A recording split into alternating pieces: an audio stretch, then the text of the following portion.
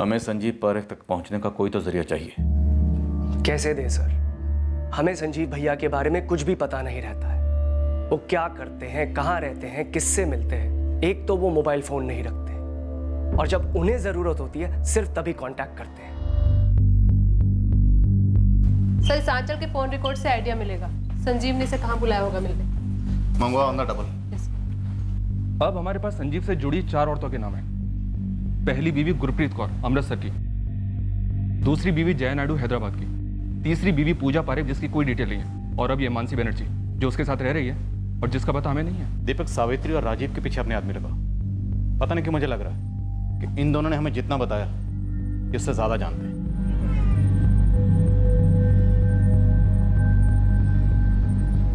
संजीव ने कविता जी को क्यों मारा? कुछ समझ में नहीं आ रहा प्रवीण। क्या किसी झगड़े का जिक्र किया था माँ पापा ने? नहीं नंदिनी, कभी नहीं। तो क्या ऐसा हो सकता है कि स्टेशन के सीसीटीवी में जो तस्वीर है वो संजीव और उसके बेटे की है, लेकिन मर्डर करने वाले 2 लोग कोई और ही हो?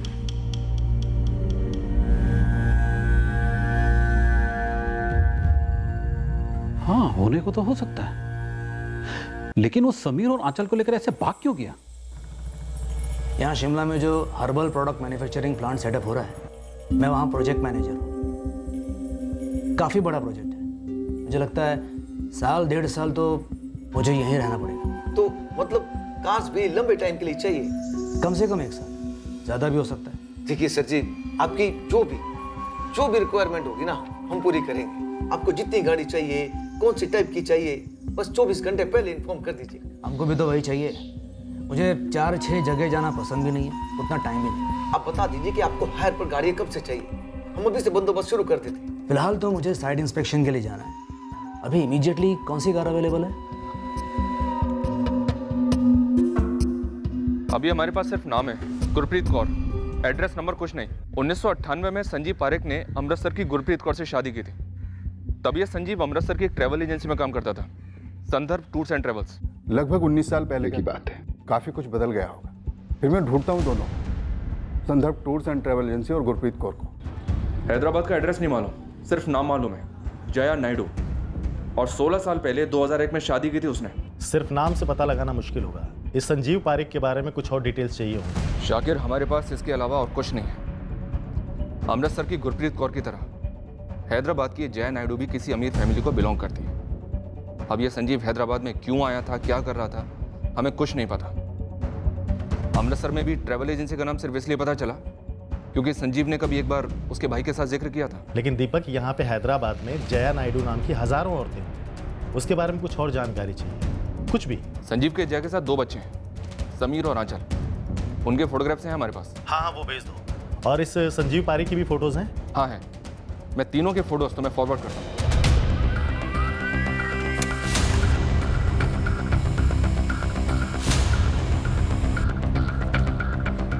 आंचल के कॉल रिकॉर्ड से हमें एक नंबर मिला 14 जुलाई का, जिसके तुरंत बाद ही आंचल गायब हुई थी।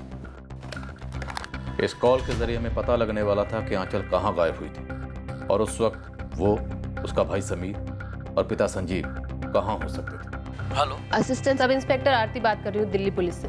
आप कौन बोल रहे हैं? मैडम, ये पीसीओ का नंबर है, लाजपत नगर मार्केट के पास है। क्या बात है मैडम? एड्रेस? सर, पीसीओ वाले को संजीव का फोटो दिखाया, पहचान नहीं पाया, लेकिन पक्का लगता है कि संजीव ने ही फोन किया होगा आंचल को अपने साथ ले जाने के लिए।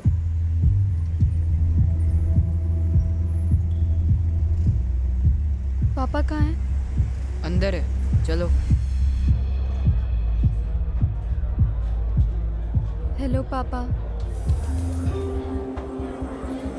कैसी हो आंचल? मैं ठीक हूँ, आप कैसे हो? मैं भी ठीक हूँ। अच्छा सुनो, हम तीनों को कहीं जाना है। कहाँ? है एक जगह, लेकिन पहले कुछ खाओगी?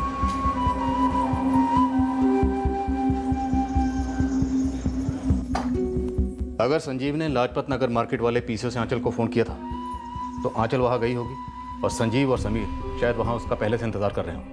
हाँ, ऐसा हुआ हो सकता है सर। तो हमें उस जगह को खंगालना चाहिए जहां पे वो तीनों मिले और जहां के लिए निकले। टैक्सी।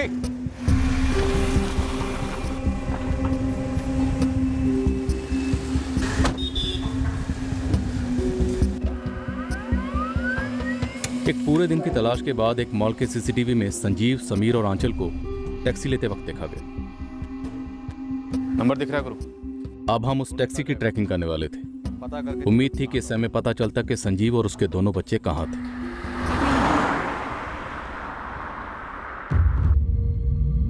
पापा अब हम कहाँ जाएंगे? देखते हैं, कई जगह है जाने के लिए। पर पापा दादी बहुत टेंशन में आ जाएंगी। लेकिन हमें उनको बताना नहीं है कि हम कहाँ पर हैं। राइट आंचल? दीदी, हम कोई सुराग नहीं छोड़ सकते।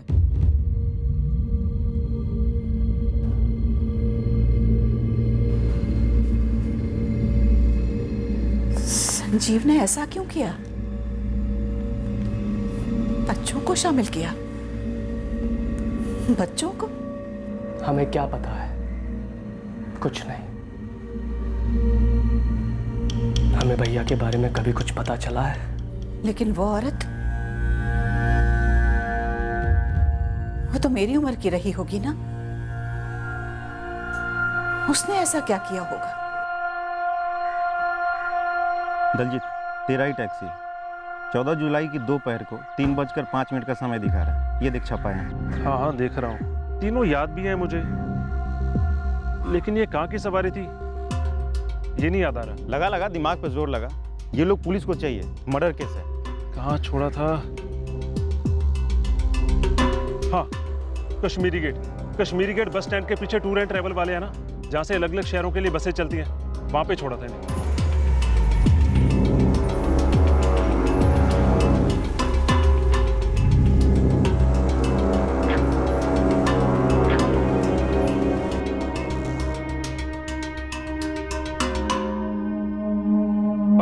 इन तीनों को मैंने वहीं छोड़ा था और ये तीनों सीधा एक दुकान के अंदर चले गए थे। भाई दलजीत, मुझे वहां लेकर चल अभी। चल चल जल्दी चल, चल। ये संजीव पारेख, ये आंचल पारेख और ये समीर पारेख। संजीव, आंचल और समीर पारेख। संजीव, आंचल, संजीव पारेख मिल गई। ये मिल। कहाँ की बुकिंग है? शिमला की बस ली है। ये रात की 8:45 की बस थी। टिकट कैंसिल नहीं हुआ तो बैठ गया हूँ। लुका छिपी शुरू होने से पहले ही धरना इन तीनों को। आरती, एक टीम लेकर अभी शिमला के लिए निकलो। जी। अपनी एक लोकल टीम है वहाँ। अगर ये संजीव पारेख होटल में ना हो और वहीं किसी के घर में ठहरा हो तो कोई तो जानता होगा। तुरंत अपने लड़कों को फोन करो। ठीक है सर। गुरप्रीत कौर अभी तक ट्रैक नहीं पाई, पर ये जया नायडू ट्रैक हो गई है हैदराबाद में, समीर और आंचल की मां। हमारी एक टीम शिमला की ओर बढ़ रही थी संजीव और उसके बच्चों को ट्रेस करने के लिए, और दूसरी टीम हैदराबाद के लिए रवाना हुई जया नायडू से मिलने के लिए, जो संजीव पारेख से 13 साल पहले अलग हुई थी, पर उस पर कोई ना कोई रोशनी जरूर डाल सकती थी। जया जी, क्या संजीव के साथ अब भी टच में है? मैंने बता चुकी हूँ सर कि उस इंसान से बरसों से मेरा कोई वास्ता नहीं है। घिन आती है मुझे ये सोच के कि कभी वो गलीज इंसान मेरा पति था। बच्चे कभी आपके टच में रहे, समीर या आंचल? नहीं सर, बल्कि इन्होंने जब मुझे उनकी फोटो दिखाई मैं तो उन्हें पहचान तक नहीं पाई। लेकिन वो कमीना वही है। संजीव ने एक बूढ़ी औरत कविता आचार्य का कत्ल कर दिया है। मैंने इनको बताया इस बारे में, लेकिन इनका कहना है कि ये किसी कविता आचार्य को जानती ही नहीं है, यहाँ तक कि इन्होंने कभी उनका नाम भी नहीं सुना। लेकिन सर, वो कत्ल संजीव कर सकता है। जब उससे मेरी शादी हुई थी तो मैंने उसका असली चेहरा नहीं देखा था, लेकिन शादी होने के बाद वो जानवर बन गया था, रोज पीटता था मुझे। आज भी सोचती हूँ तो रोंगटे खड़े हो जाते हैं। आप उसके साथ दिल्ली आ गई थी? जी, मैंने अपने पहले पति को संजीव के लिए छोड़ा था, क्योंकि मैं संजीव से बहुत प्यार करती थी। मुझे लगता था कि संजीव भी मुझसे प्यार करता है और उसके साथ मुझे एक बेहतर जिंदगी मिल सकती है। मेरे अम्मा अब्बा मेरे इस फैसले के सख्त खिलाफ थे, पर फिर भी मैंने उन्हें छोड़कर संजीव के साथ शादी कर ली। अम्मा अब्बा ने इसलिए मुझसे सारे नाते तोड़ दिए। जब मेरी बेटी आंचल पैदा हुई तब हम दिल्ली में थे। संजीव वहाँ कुर्शी टूर्स एंड ट्रैवल्स में जॉब करता था। फिर वो मस्कट चला गया क्योंकि उसकी वहीं किसी ट्रैवल लाइन में ही जॉब लग गई थी। बीच बीच में आता था। फिर समीर पैदा हुआ। समीर के पैदा होने के बाद वो हमसे एक बार भी मिलने नहीं आया। बल्कि उसने तो हमें पैसे भी भेजने बंद कर दिए थे। अब आप ही बताइए, मैं 2 बच्चों की अकेले देखभाल कैसे करती? इसलिए मैंने अपने अम्मा अप्पा से माफ़ी मांगी और समीर और आंचल को लेकर हैदराबाद चली आई, यहाँ अपने अम्मा अप्पा के पास। पर बच्चे तो संजीव के पास हैं। यही तो दुखती रह गया सर। मैं बच्चों को हैदराबाद लेकर ज़रूर आई थी, लेकिन संजीव ने यहाँ आकर मुझे धमकाया और छीन ले गया मेरे बच्चों को।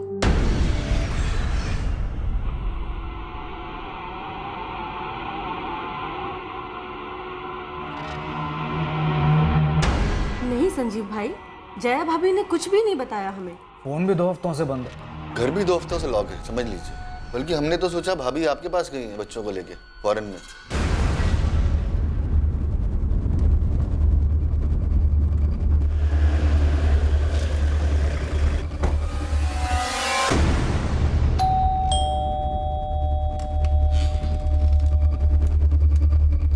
ये क्या लगा रखा है? मुझे तुम्हारे साथ नहीं रहना अब। बच्चे कहाँ हैं? बच्चे भी यहीं रहेंगे मेरे साथ। तू भाड़ में जा, मेरे बच्चे मेरे साथ रहेंगे। मेरे बच्चों को तुम्हारे जैसी बाप की जरूरत नहीं है, जो ना उनकी देखभाल कर सकता और ना ही प्यार। अंदर जा, कागज पेंसिल लेकर आ और उन सारी चीजों की लिस्ट बना जो तूने मेरे घर से चुराई है। 8 लाख के गहने का तो मुझे पता है, ये लिस्ट मुझे पुलिस को देनी है। पर मैंने कुछ नहीं चुराया तुम्हारे घर से। ये इंस्पेक्टर को बोलना, इंस्पेक्टर शरद दोस्त है मेरा, उसने तेरे खिलाफ लुकआउट नोटिस निकाली है। हाँ शरद, मिल गई, पता भेजता हूँ, अभी आके गिरफ्तार कर ले। संजीव ने मेरे अम्मा अप्पा को भी बहुत धमकाया कि वो मुझे जेल भेज देगा। जब मैंने अपने पहले पति को संजीव के लिए छोड़ा था तब मेरे अम्मा अप्पा बहुत दुखी हुए थे, बहुत कुछ सुना था उन्होंने। इसलिए मैं संजीव की धमकियों से अपने अम्मा अप्पा को और तकलीफ नहीं देना चाहती थी। मैं बहुत डर गई थी। जाने दिया मैंने बच्चों को संजीव के साथ, ये सोचकर कि कभी ना कभी तो उनसे मिलूंगी, लेकिन ऐसे मिलूंगी ये कभी नहीं सोचा था। अंजलि अपार्टमेंट, सरोजनी नगर, यहीं रहते थे ना आप लोग? जी। और वो पंकज तिवारी आपका पड़ोसी और उसकी पत्नी काजल तिवारी। जया जी, अगर संजीव और बच्चे आपसे कांटेक्ट करते हैं तो आप हमें तुरंत बताएंगे। जी। 3 दिन लगातार शिमला में ढूंढने के बाद हमें एक सुराग मिला जिससे साबित हुआ कि संजीव और उसके बच्चे वाकई में शिमला आए थे। हाँ मैम, यही था वो, और ये दोनों उसके बच्चे 15 को चेक इन हुए थे। और चेकआउट 18 जुलाई को। कमल सिर्फ ये तीनों थे या इनके साथ एक औरत भी थी, 28-29 साल की, मानसी नाम है? नहीं मैम, केवल यही तीनों थे। संजीव ने आईडी प्रूफ क्या दिया था? Yes ma'am. ये तो उसकी माँ के घर का एड्रेस है, पुराने वाला, कोई और एड्रेस नहीं लिखवाया? नहीं मैम। उनकी बातों में कहीं सुनाई दिया हो कि आगे कहाँ जा रहे हैं? नहीं मैम, उसने अपना बिल क्लियर किया और वो तीनों निकल गए। सर 18 को चेकआउट हुए, तो शायद शिमला भी 18 को छोड़ा होगा। मैं सभी लोकल ट्रैवल वालों से बात करती हूँ। हाँ, कोई ना कोई लीड जरूर मिलेगी। वैसे हमें जया नायडू से संजीव पारेख का दिल्ली का पुराना एड्रेस मिला है, देखते हैं कहाँ ले जाता है।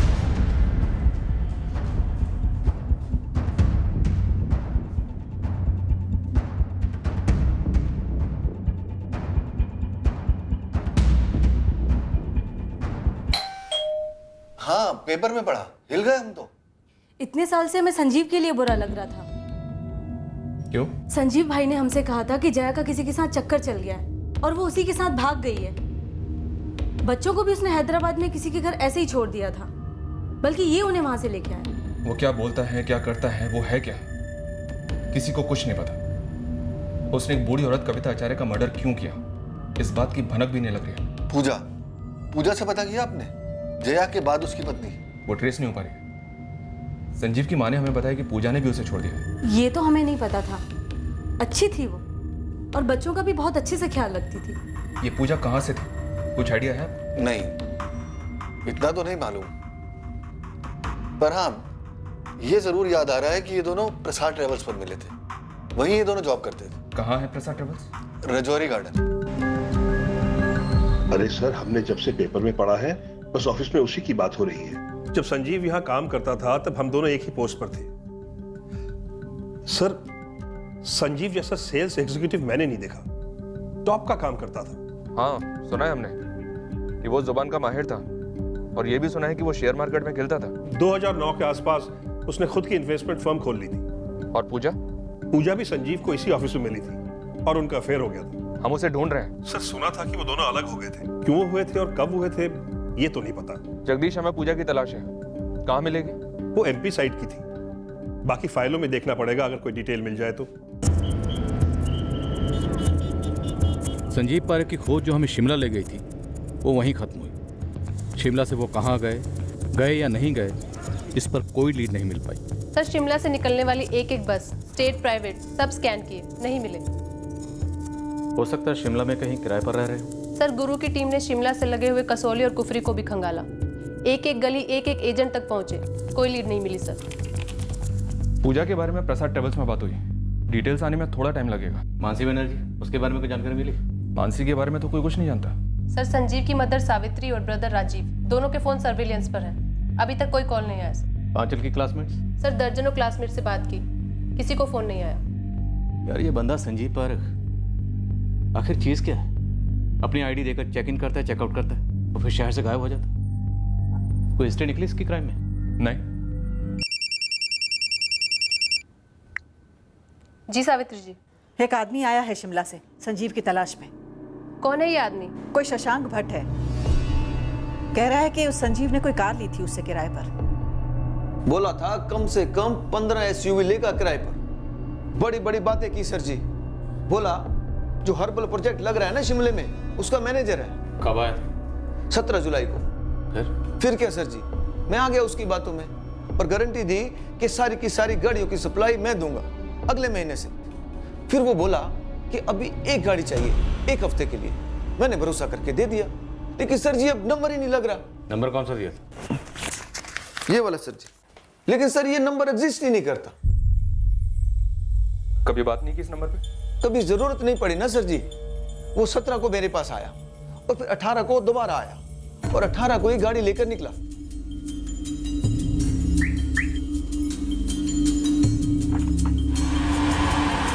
मैं अपने सभी कस्टमर से उनके ड्राइविंग लाइसेंस की कॉपी लेता हूँ, वो थी मेरे पास, वहीं से यहाँ तक पहुंचा। कोई एडवांस वगैरह नहीं दिया? 15 एसयूवी लेने की बात कर रहा था सर जी। उस चक्कर में मैंने इस कार के बारे में बोला ही नहीं, पूछा ही नहीं कुछ, और चुरा के ले गया साला मेरी गाड़ी। चुराई गाड़ी की फोटो है, कागजात है? हाँ फोटो है, कागजात के डुप्लीकेट है।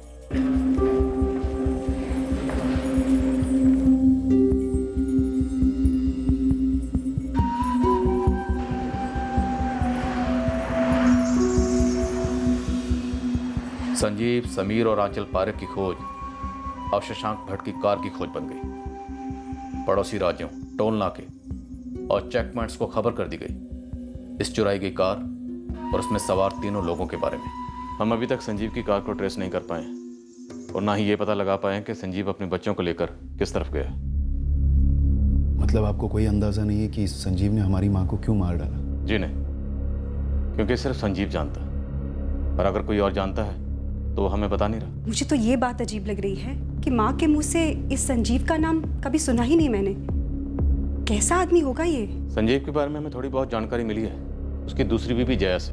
उसके मुताबिक संजीव बेरहम इंसान है। संजीव की तीसरी बीवी पूजा, जिसने संजीव को छोड़ा, पता चला है कि वो भोपाल में है। हमारी एक टीम भोपाल गई है। हमें पूजा का भोपाल का एड्रेस प्रसाद ट्रेवल से मिला था, जहाँ पूजा और संजीव एक साथ काम करते थे। हमारी टीम ने भोपाल में पूजा को खोज ली। आंचल और समीर को भी घसीट लिया? वो अभी पता नहीं, दोनों उसके साथ हैं। पूजा तुम कविता आचार्य को अच्छे से जानती थी। संजीव ने उन्हें क्यों मारा? कविता आचार्य या फिर उनके हस्बैंड मुकेश आचार्य के साथ संजीव का कभी कोई झगड़ा हुआ था? जब तक हम लक्ष्मी नगर में रहते थे, कविता जी और मुकेश जी के साथ कभी कोई झगड़ा वगड़ा नहीं हुआ। हम सब तो बड़े प्यार से घुल मिल कर रहते थे। तुमने संजीव को 2014 में छोड़ा? हाँ, उसके बाद ना मेरी उससे या ना बच्चों से कभी कोई बात हुई। उसने बच्चों को भी मेरे खिलाफ भड़काया होगा। तीनों आखिरी बार शिमला में दिखे थे। कहाँ जा सकते हैं वो लोग? वो हैदराबाद जया के पास कभी नहीं जाएगा, भोपाल मेरे पास भी नहीं आएगा। संजीव ने मुझे बोला था कि जया ने उसे और बच्चों को छोड़ दिया। मुझे तो अब पता चला कि संजीव ने जया को धमकी देकर आंचल और समीर को अपने साथ ले आया। वैसे जहां तक मैं जानती हूँ, एक लास्ट मानसी बैनर्जी थी उसकी लाइफ में। लक्ष्मी नगर वाले घर के पड़ोसियों में कोई मानसी को जानता हो? जी नहीं, ये हमारे पटेल नगर शिफ्ट होने के बाद की बात है। देखिए, संजीव एक नंबर का फ्रॉड आदमी है। झांसा देकर लड़कियों को पटाता है और जब मतलब निकले तब अपने असली रंग दिखाता है। झूठ तो पानी की तरह बहता है उसके मुंह से। जब हम लक्ष्मी नगर से पटेल नगर आए तब उसकी इन्वेस्टमेंट कंपनी का डामाडोल था। कई सारे लोगों का कर्जा था सर पर। तब वो इस मानसी को घर ले आया। अब से ये यहीं रहेगी। यहाँ रहेगी मतलब? मैंने इसे आंचल और समीर से मिलवाया, हम लोगों ने साथ में डिनर भी लिया। मैं समझ नहीं रही हूँ, तुम कहना क्या चाहते हो? मैं मानसी से प्यार करता हूँ और वो भी मुझसे प्यार करती है।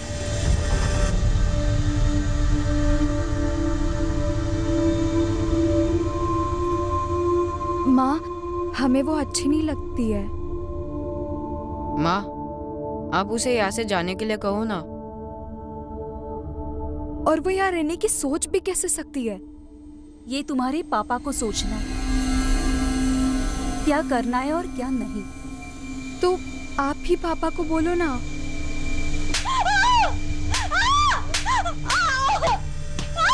मार तो बहुत खाई थी मैंने। उसके बच्चों को अपने बच्चों जैसा मानती थी। वो भी मुझसे बहुत प्यार करते थे। माँ कहते थे। संजीव ने मुझे पहले ही बोल के रखा था कि मेरे खुद के बच्चे नहीं होंगे। सब कबूल था, पर दूसरी औरत कबूल नहीं थी, इसलिए मैंने उसे छोड़ दिया। हमें इस मानसी की कोई खबर नहीं मिल रही। मुझे नहीं लगता कि मानसी बहुत ज्यादा सीरियस थी। वो तो बस संजीव की चिकनी चुपड़ी बातों में झूम रही थी। लक्ष्मी नगर से निकलने के बाद तुम लोग पटेल नगर शिफ्ट हुए। वहां का एग्जैक्ट एड्रेस क्या है? देती हूँ। और एक बात, ये मानसी कोलकाता से है। एक बारी उसने मुझे बोला था। और ये संजीव मोबाइल फोन यूज नहीं करता, सच है? सच है। और वो इसलिए क्योंकि उसने बहुत सारे लोगों को दगा दिया था। उन सब से बचने के लिए वो जानबूझकर मोबाइल इस्तेमाल नहीं करता था। और ये सब मुझे शादी के काफी बाद पता चला। मानसी का कोई नंबर है? देखना पड़ेगा।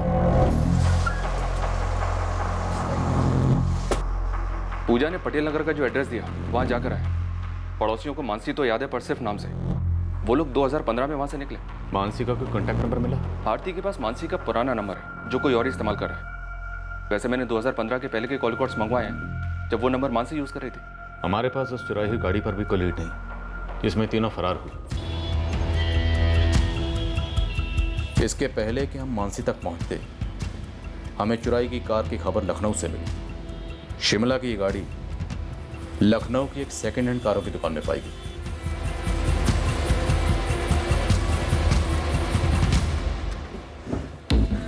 हाँ सर, गाड़ी के कागजात शशांक भट्ट के नाम पर ही हैं। इन पेपर्स के अगेंस्ट में तुमने लोन दिया था उसको? हाँ सर, मतलब मैंने गाड़ी खरीदी नहीं है। उसने गिरवी रखी थी 1 महीने के लिए और कहा था कि 1 महीने के लिए मैं गाड़ी किसी को भी किराए पे दे सकता हूँ। जब वो लोन सूद समेत लौटा देगा, गाड़ी ले जाएगा। शशांक मेरा दोस्त है। ये गाड़ी मैंने उसी से खरीदी। अभी नाम ट्रांसफर नहीं हुआ, इसलिए सारे पेपर्स उसी के नाम पर हैं, लेकिन गाड़ी मेरी है। हाँ, 1 महीने में लोन चुका दूंगा, सूद समेत। और अगर 1 महीने बाद तुमने पैसा सूद समेत नहीं लौटाया संजीव, तो मैं गाड़ी बेच दूंगा। उसकी नौबत नहीं आएगी। मैं अपनी गाड़ी बिकने नहीं दूंगा। हाँ, अभी जरा डाउन चल रहा है, इसलिए गिरवी रख रहा हूँ। 1 लाख का लोन, 10,000 का ब्याज, महीने में चुका दूंगा। लोन के लिए थैंक्स। चलो बेटा। इतना डिसेंट आदमी लग रहा था सर, मैंने कभी सोचा ही नहीं था कि गाड़ी चोरी की निकलेगी। लेकिन जब गिरवी रखी गाड़ी किसी और के नाम पर थी, तो वो गाड़ी तुमने ली क्यों? गलती हो गई सर, मुझे लगा बस 1 ही महीने की तो बात है। ये लखनऊ में कहाँ रह रहा था? उसने एड्रेस तो दिया था सर, लेकिन वो जाली निकला। एक नंबर भी दिया था, लेकिन वो भी जाली निकला सर। और तुमने महीने भर इस नंबर पे कभी कॉल ही नहीं किया? अब हमारी खोज लखनऊ में शुरू हुई।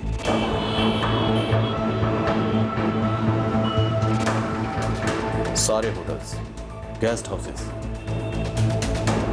और जहां भी संजीव और उसके बच्चों के रहने की संभावना थी, हमने वहां पूछताछ की। अब हम हताश हो रहे थे। मानसी बनर्जी, दिल्ली पुलिस।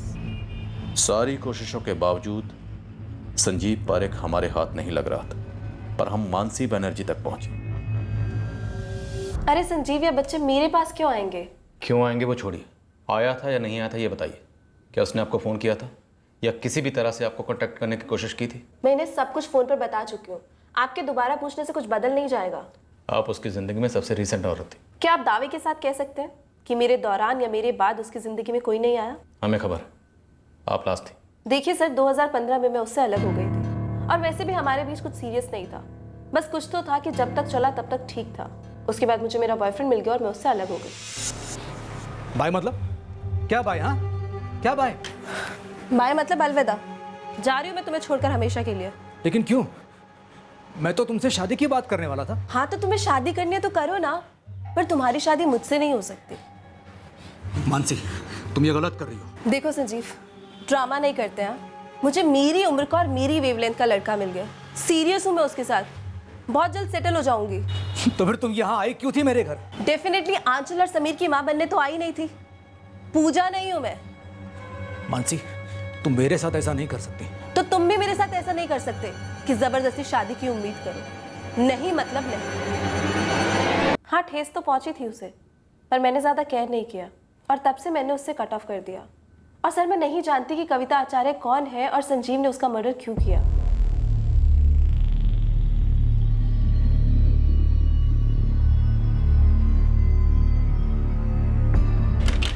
नेट पे अपलोड कर दो। सारे स्टेट्स के सभी शहरों के हर कोने में लुकआउट की खबर फैलनी चाहिए। सर,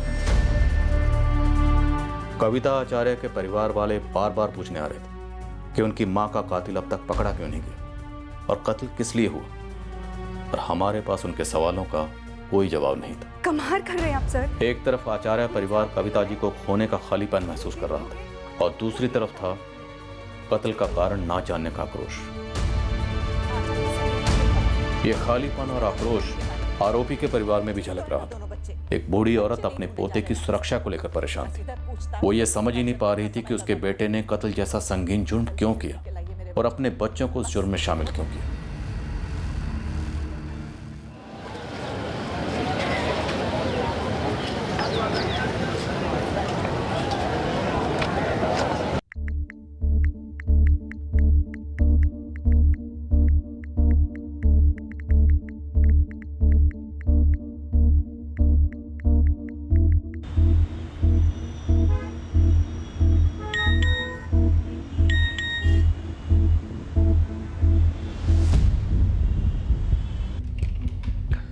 दिल्ली पुलिस के सोशल मीडिया अकाउंट पर ये मैसेज आया संजीव पारिक के बारे में। मेरा नाम भास्कर झा है। आपने जिस क्रिमिनल का फोटो डाला था नेट पर, संजीव पारिक, उसने मेरे साथ फ्रॉड किया है। यहाँ वाराणसी में। इस भास्कर झा से तुरंत कांटेक्ट करो। पूरे 2 महीने हम संजीव पारिक के पीछे लगे रहे, वो हमारे हाथ नहीं लगा। अब अचानक से ब्रेक थ्रू एक ऐसे शख्स से मिल रहा था जिसका कविता आचार्य मर्डर केस से कोई वास्ता नहीं था, पर संजीव से जरूर था। एक हफ्ता पहले संजीव ने मुझे बाइक बेची थी। मुझे बोला 2 दिन में बाइक के पेपर्स दे देगा। अब हवा हो गया सर।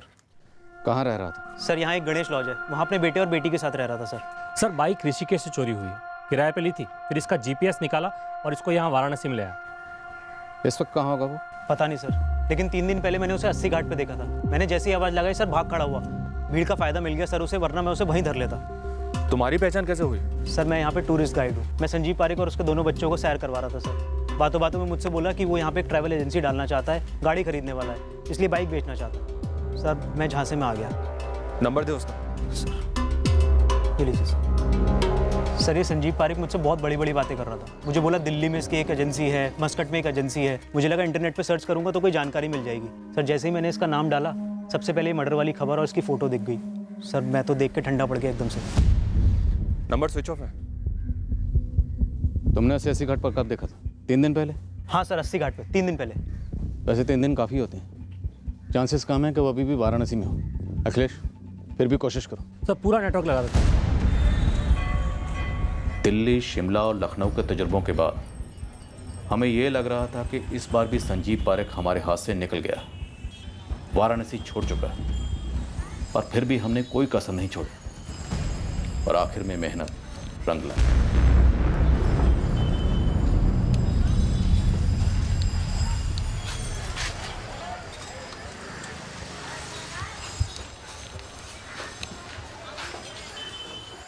अरे सुन,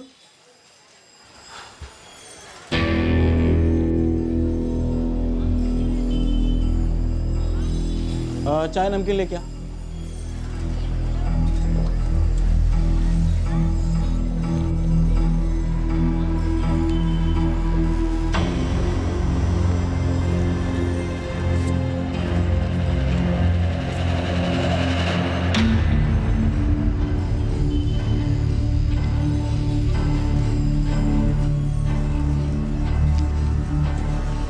हेलो, हाँ एक मिनट।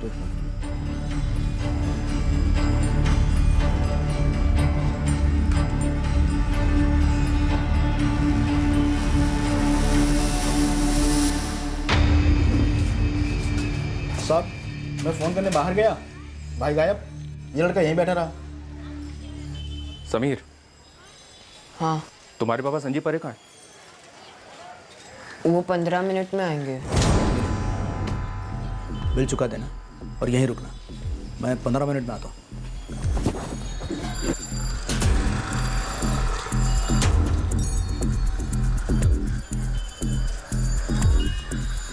और तुम्हारी बहन आंचल, वो कहाँ है? पद्मा लॉज। लड़का और फादर बाहर गए हैं, लड़की अब भी कमरे पे है। मैंने उसे बाहर जाते नहीं देखा सर। दरअसल लड़की के फादर ने होटल के फोन पर कॉल किया था और मैंने खुद लड़की को कॉल ट्रांसफर की थी।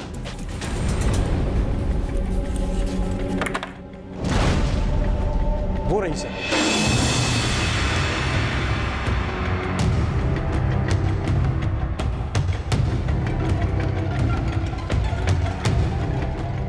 आंचल पारी, हाँ, पापा कहाँ हैं? मुझे नहीं पता। और तुम कहाँ जा रही हो? तुम्हारा पापा रेस्टोरेंट नहीं पहुंचा और ना ही होटल। वो तुम दोनों बच्चों को छोड़कर भाग गया है।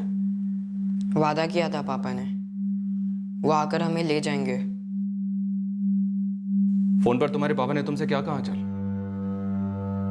बोले डरो नहीं, मैं आऊंगा लेने। पर तुम तो कहीं जा रही थी, भाग रही थी।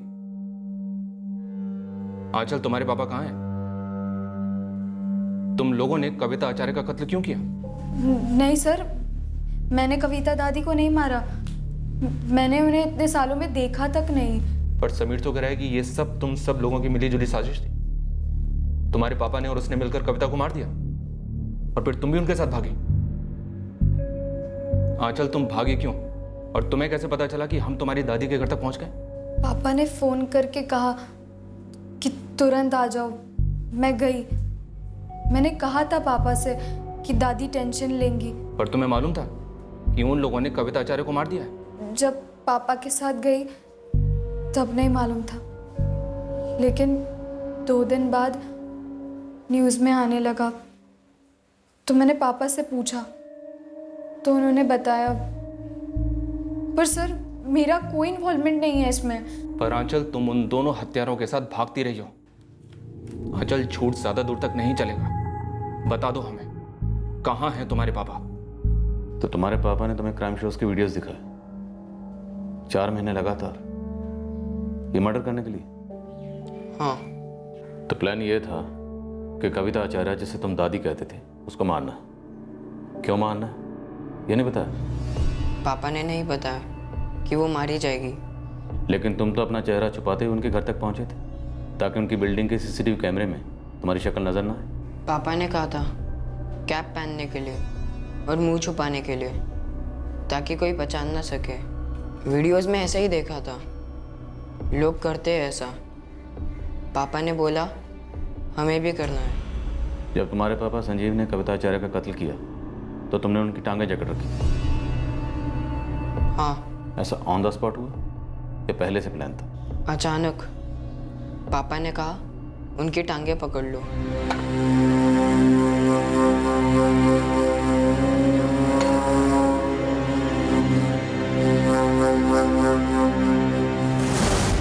संजीव, छोड़ो संजीव, संजीव छोड़। छोड़, कस के पकड़। अरे क्या कर? जोर से। अरे छोड़ संजीव, हाथ छोड़ दे मेरा हाथ।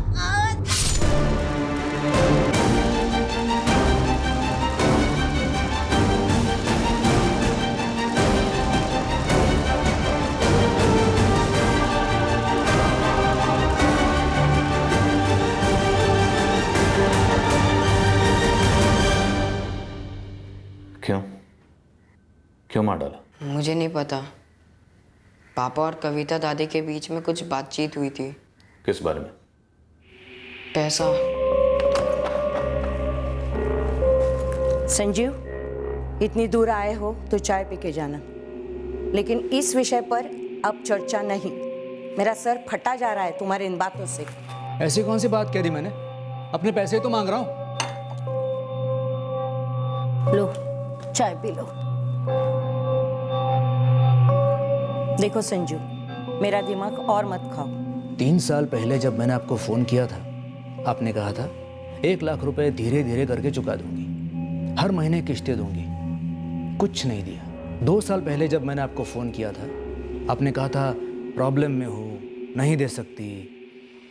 अब मैं प्रॉब्लम में हूँ, मुझे मेरे पैसे चाहिए अभी। मेरे पति मुकेश और तुम कैरम खेला करते थे, लेकिन तुम दोनों के बीच ये पैसों की लेन देन कब हो गई मुझे नहीं पता, भगवान जानता है। नगद लिए थे मुझसे और कहा था लक्ष्मी नगर का घर बेचकर द्वारका में फ्लैट लूंगा, तब पैसे होंगे हाथ में दे दूंगा। कुछ नहीं दिया। अब वो नहीं रहे तो तुम्हारी जो मर्जी है वो तुम बोलोगे। जाने से पहले उन्होंने मुझे तो नहीं बताया था तुम्हारे इस लोन के बारे में। तो फिर मैं 1 लाख क्यों बोलता, 10 लाख बोलता ना। संजीव, तुम्हें जो बोलना है बोलो, जो सोचना है सोचो, मुझे फर्क नहीं पड़ता। लेकिन एक बात ध्यान से सुनो, मैं यहाँ अकेली रहती हूँ, इनके पेंशन पे मेरा गुजारा होता है। तुम्हें देने के लिए मेरे पास एक फुट्टी कौड़ी तक नहीं है। मुझे मालूम था पैसे वापस करने का आपका इरादा ही नहीं है। तो फिर पूछते क्यों हो? मत पूछा करो। लेकिन ये प्लान तो 4 महीने पहले से चल रहा था कि कविता आचार्य को मारना है। मुझे नहीं पता। जब संजीव तुम्हें तुम्हारी दादी से अलग लेकर चला गया था तो तुम लोग कहाँ रह रहे थे? पंचकुला। वहाँ पर पापा का एक घर है और वो वहाँ जॉब कर रहे थे। तो तुम लोग पंचकुला से दिल्ली आए थे द्वारका 10 जुलाई को?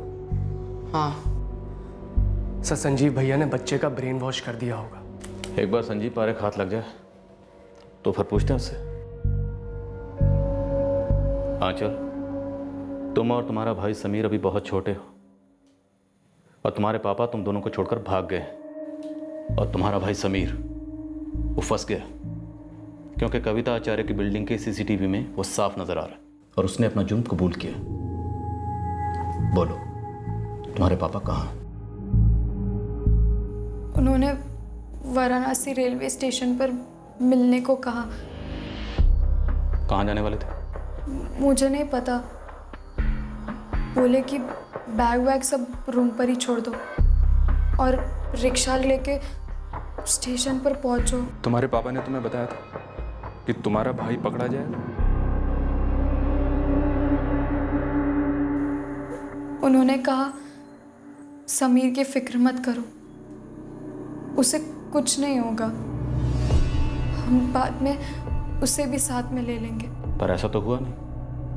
तुम्हारा भाई समीर तो पकड़ा गया और तुम भी पकड़ी गई, है ना? इसलिए बोलो, तुम्हारे पापा कहाँ हैं? उन्होंने बस इतना ही कहा कि ट्रेन की टिकट खरीद ली है हम दोनों के लिए। रात की ट्रेन है। अमृतसर से चलकर मुगल सराय, पटना, आसनसोल के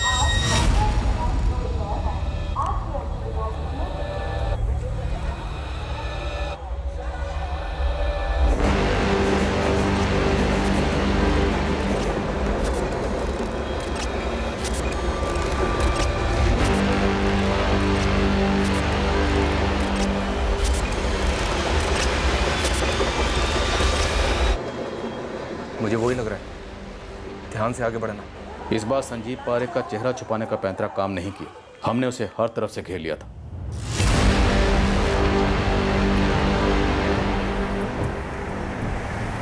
मैंने सब कुछ तो बता दिया सर, अब मैं और क्या बोलूं? हमें उसकी बताई कहानी पर यकीन नहीं है। तो आप अपनी कहानी बना लो, इस पर आपको यकीन हो। देखिए सर, मोटा मोटा ऐसा है, मुकेश जी ने मुझसे लोन लिया था 1 लाख रुपए। वो चुकाने के पहले ही वो गुजर गए। मुझे पैसों की ज़रूरत थी। मैंने उनकी पत्नी कविता जी से पैसे मांगे। उस वक्त समीर मेरा बेटा मेरे साथ था, कविता जी ने साफ मना कर दिया। मेरा दिमाग खराब हो गया सर। मुझे मालूम था आप मेरी बेटी आंचल से पूछताछ करोगे। मैंने आंचल को अपने पास बुला लिया।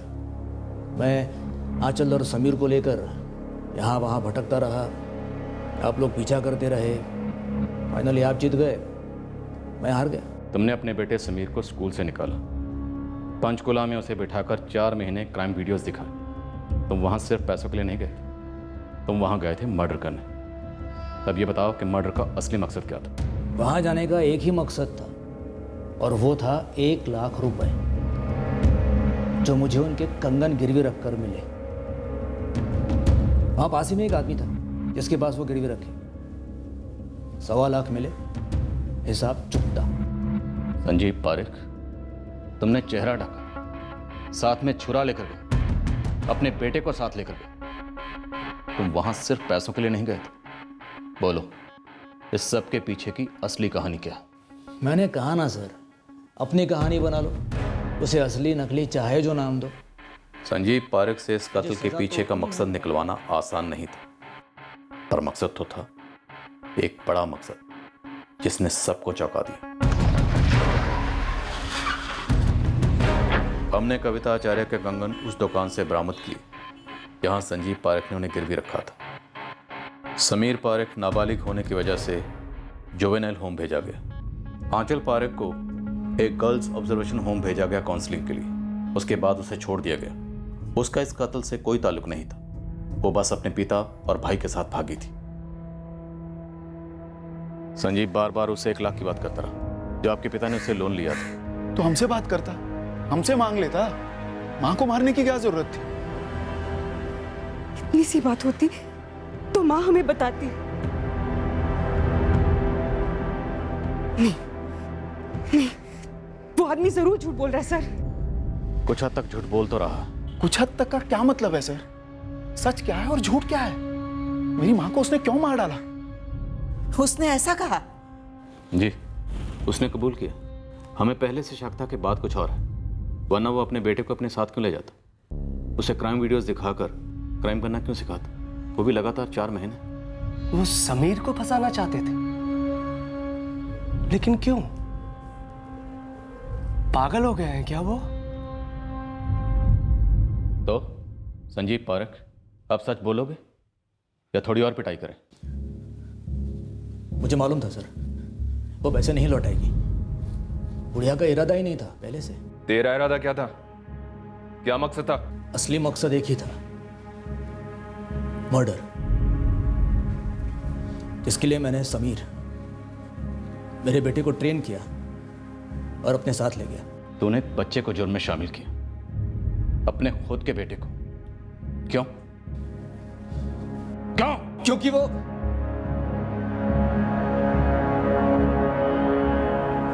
वो समीर मेरा बेटा नहीं है, जया के अफेयर की निशानी है, उसके चीटिंग की पैदाइश। तो तू समीर को क्रिमिनल बनाकर उसकी लाइफ बर्बाद करना चाहता था? उसकी माँ ने मेरी लाइफ बर्बाद की, उसका क्या? हाँ? उसे क्या लगा था मुझे पता नहीं चलेगा? मैं तो वहां था, मस्कत, फैमिली के लिए पैसे कमा रहा था, और वो यहां अपने पेट में किसी का पाप पाल रही थी, पता नहीं किसका। फिर भी मैंने सोचा सब भूल जाता, नए सिरे से जिंदगी शुरू करता हूं। लेकिन एक दिन अचानक साली बच्चों को लेकर भाग गई, कुछ बताया नहीं, कोई रीजन नहीं, कुछ नहीं। अरे फिर भी एक छोटे बच्चे को जुर्म में शामिल करने का लॉजिक क्या था? वो भी मर्डर जैसा जुर्म? बदला, और क्या? समीर मेरा बेटा नहीं है, वो मेरा खून नहीं है। वो जिए मरे, उसका जो भी हो, मुझे कोई फर्क नहीं पड़ता। मेरा बेटा नहीं है, वो निशानी है, मेरे साथ हुए धोखे की निशानी।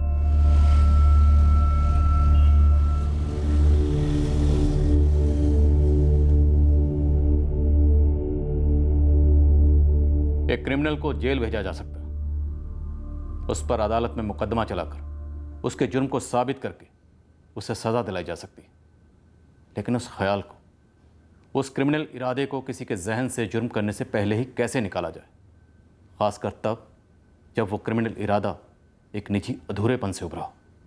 एक गहरी रंजिश एक घाव से निकलती है जो वक्त के साथ एक बड़ी गलती का रूप ले लेती है। फिर मिलेंगे अगले हफ्ते एक और नए केस के साथ। क्राइम पेट्रोल सतर्क। जय हिंद।